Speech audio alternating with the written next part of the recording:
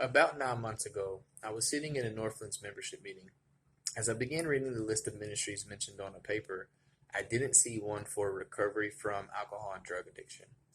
While I myself have never led a recovery ministry or even a small group before, I did spend a year and a half volunteering as a van driver for an outreach ministry. Entering this context brought me back to my childhood. From the time I was born to the time I turned 18, those that raised me used drugs, alcohol, and marijuana. I followed in my family's footsteps, dropped out of high school at age 16, but had an encounter with Jesus at 17 that would forever change my life. I met my wife, Sarah. 2 years after we married, however, I became addicted to pain pills for about a year and a half. Out of desperation, we moved to Atlanta to start over and for me to enroll in a discipleship school. We also were looking to find a church more locally as well. It wouldn't be long before we found Northlands. We knew right away that this would be our home. So when I was sitting in membership class and didn't see recovery ministry on the list, I was curious. I asked Tyler and Tom if that kind of ministry was one they were open to starting. Their answer, who is the champion? This is the first time I heard an answer like this. A champion? So I asked, what do you mean? They explained that they are for any and every ministry, but to start one would take a leader that would be the champion for that ministry. Who is going to be responsible for leading it? They asked me. My first thought was, who do I know that could be the champion? But deep down, I believed it could be me. I know who I am in Christ, but who am I in the kingdom? What is the ministry that Jesus has for me? Am I really the champion that can start this new group? A few months later, I met with Tom and Tyler to revisit the question about this new group. Their answer was the same. We will do it if we have a champion, they said. This time, I had the courage to say, I'm the champion. I'll start it. Fortunately, I had just sat through the identity conference where Dale Mass taught on our identity in the kingdom.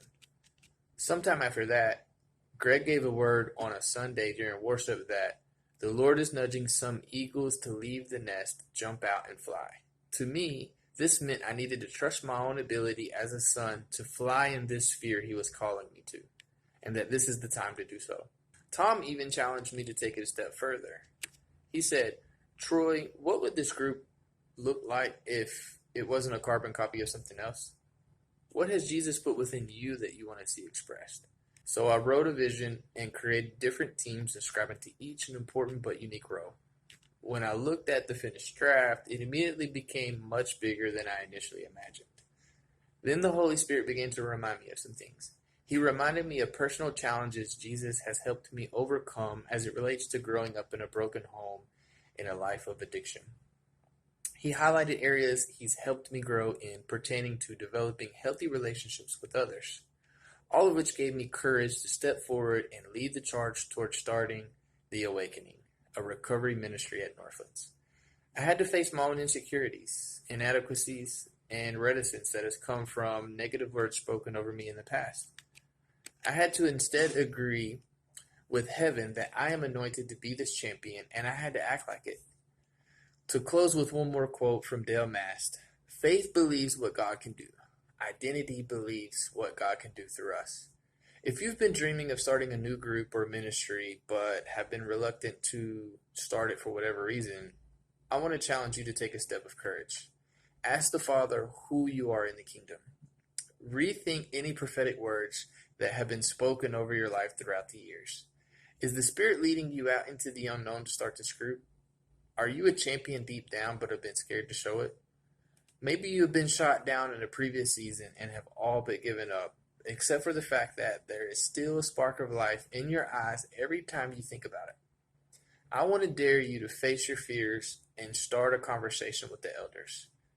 Be the person you know you truly are.